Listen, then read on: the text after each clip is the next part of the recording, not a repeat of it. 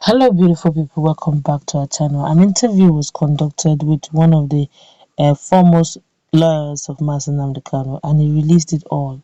It said quite a lot, the dynamics, and why he's confident that the government will uh, definitely dialogue, and he's saying that Nnamdi Kanu himself is ready for negotiation. That makes a lot of sense. But then after the interview, which you're going to take your time to read in completion, be patient. Some of the tacticality of the whole movement is in the interview he answered. But I could still also remember the issue of prophecy that was made some many years ago. So I think a year or two ago, from one of the Jewish prophets saying something about negotiation. But let's hear the interview. Except from the interview, then we'll look into the analysis together. Okay, but before we go into the news, like you subscribe to our channel if you've not done so already by clicking on the red subscribe button. Beside it, you see a bell notification icon. Please go ahead, click on it to get notified as soon as we update our channel on YouTube. Well, it's a question and answer series. The interview asked, he asked Ejimakor, Aloy Ejimakor. He said, "You made a statement some time ago that Nnamdi Kanu would not be tried in any Nigerian court. What do you mean by that?" He answered, "Yes, I did. But let me put it another way. Even though Nnamdi Kanu was undoubtedly amenable to prosecution or trial based on charges pending against him from 2015, his subsequent extraordinary rendition from Kenya has changed all that. That's why I commenced the constitutional suit that is now pending before the High Court of Abia State. But because this question is now sub judice, I cannot comment on its merits, but I can give you an excerpt of the case in chief that are adduced in the originating processes I filed in court. My case in chief is this: that it is fundamentally wrong for the Nigerian state to levy a lethal military attack on Nnamdi Kanu at his home in Abia State while he was free on bond, and having failed to kill him, to then pursue him to Kenya and adopt him without due process of law. The adoption and torture that followed and the unlawful imprisonment in Kenya, plus his consequent expulsion from Kenya to Nigeria, are manifestly unconstitutional and amount to infringement of his fundamental rights. There is an unbroken chain of notorious violations that started in Afaruku, Abia State in late 2017 and culminated in Kenya in June 2021. It is streets that when a state forcibly takes a fugitive suspect from a foreign country to its territory without giving the person the benefit of extradition process, it amounts to an act of extraordinary rendition that without more triggers insurmountable legal barriers to prosecution. Under applicable laws, a renditioned fugitive is entitled to a body of remedies known as collective reparations, which includes restitution, compensation, rehabilitation, satisfaction, and guarantees of non-repetition. One such law provides that restitution should restore the victim to the original situation before the gross violation of international human rights law. Restitution includes restoration of liberty and return to one's place of residence. In many nations, extraordinary rendition has been held by courts to be a legal barrier to prosecution. I will give you one example with the United Kingdom, where the House of Lords held in such a case that where a defendant in a criminal matter had been brought back to the United Kingdom in disregard of available extradition process and in breach of international law and the laws of the state where the defendant had been found, the courts in the United Kingdom should take cognizance of those circumstances and refuse to try the defendant. I know that Kanu's case is unique, novel, and present matters of first impression. Yet, it presents a golden opportunity for a Nigerian court to determine whether it's lawful for the Nigerian state to have an extrajudicial attempt on his life in 2017 and having failed to then pursue him to Kenya, abduct him and torture him, and rendition him to Nigeria without due process of law, all because he engaged in self-determination, which is a protected political opinion, but one which the government of the day is seeking to suppress by means of punishment of some sort. If what they did to Kanu is legal, why did they resort to the extradition process of Benin? Republic? And why is America equally applying to extradite Abakari instead of simply levying extraordinary rendition on him? That's the crux of the matter. Then I asked him, do you see his non-production in court by the DSS in recent legal appearances as a vindication of his statement or prophecy, as it were? He answered, let me put it this way. Democratic Nigeria has never had a successful treason trial.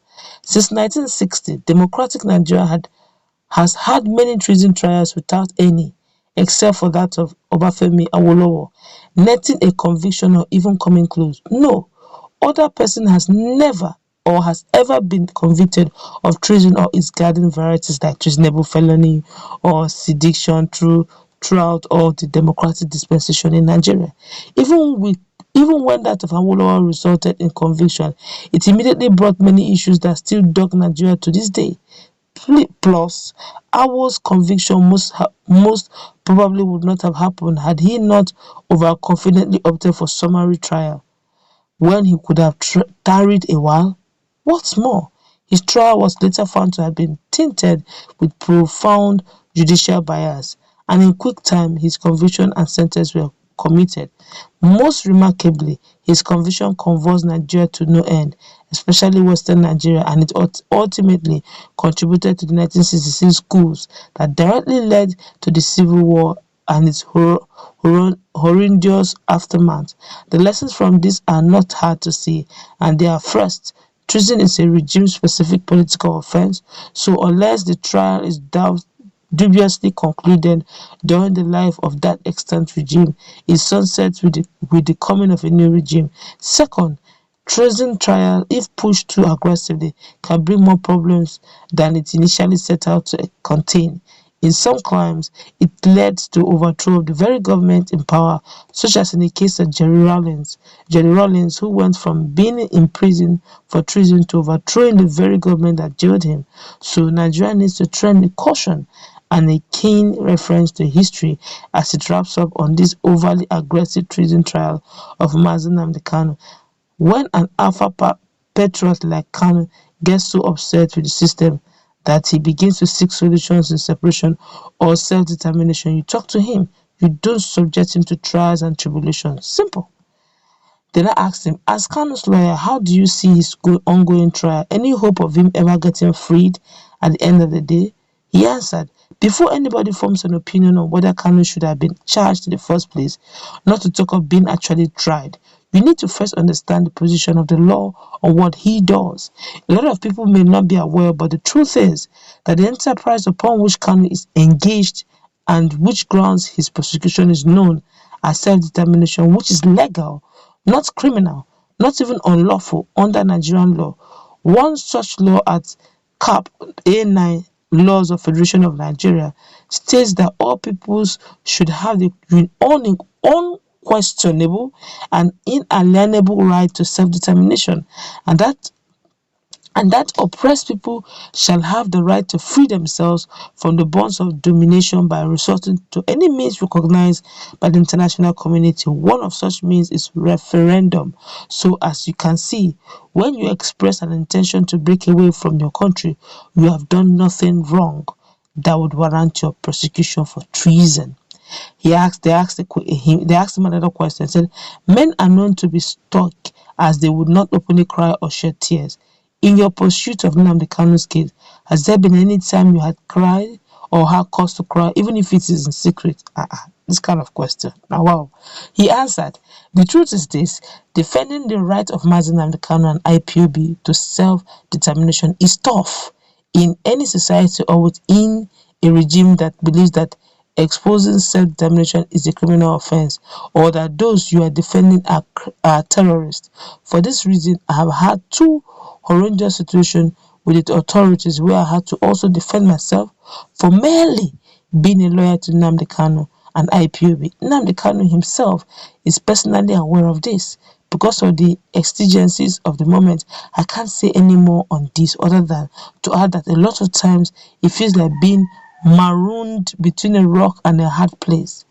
They asked him another question. A lot of people are talking about finding a political solution to this impasse so that we can move on as a nation. And from what we have learned, there are talks going on. There are talks going on from what we learned on that area. If your client is offered amnesty or freedom on the basis that he renounces his political stance, why won't he accept the offer? He answered, "You will recall that back in early September 2017, Nnamdi Kanu was in talks with the Southeast governors with the tasted blessings of the federal government. Then all of a sudden the dialogue was terminated and Python dance was brought to bear. It was not Kanu that terminated the dialogue. When someone demands self-determination through referendum, he has shown sufficient consideration to the state, such that should warrant some reciprocity that can begin with a dialogue. Kanu has never ruled out dialogue, so what's stopping the authorities?" They now asked him a question. Presently, the legal team is Nnamdi Kanu only link with the outside world. One of the complaints some factions in IPOB allegedly have against you is that it is difficult to know when Kanu is talking and when you are injecting your own thoughts and calling them Kanus. Could you react to this allegation? He answered, "I don't know of any factions in IPOB, not to talk of any factions having complaints against me or questioning the veracity of what I might have discussed with Kanu in private, which, by the way, borders on legal strategies for his defense. I have clarified this matter previously that anytime you see any of Kanu's lawyers being attacked publicly, it should be attributed to a fifth columnist whose sole intention is to complicate my legal defense for Kanu.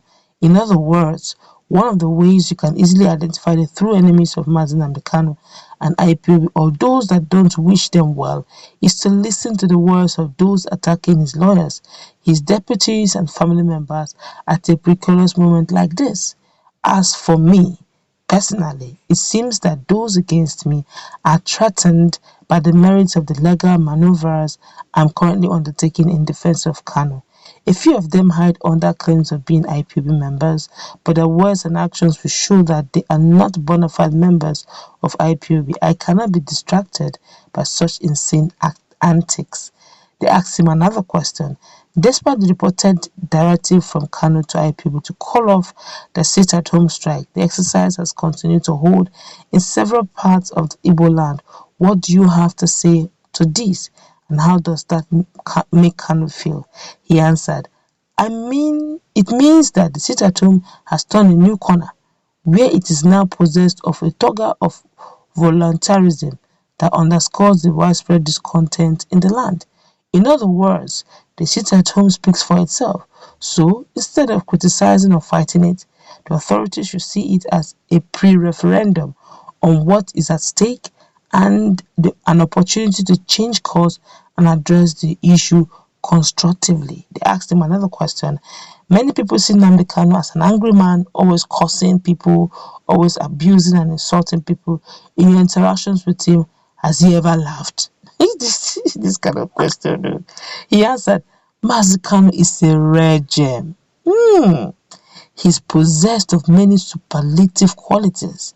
He has charisma and high intelligence quotient, plus a good heart. He's emotionally stable, and yes, he has a lot of laughter in him. And despite his rhetorics, he hates nobody. He hates no tribe. He hates no religion. What he hates is systematic injustice of man against man. That's what drives his rhetorics. Are you in touch with his wife?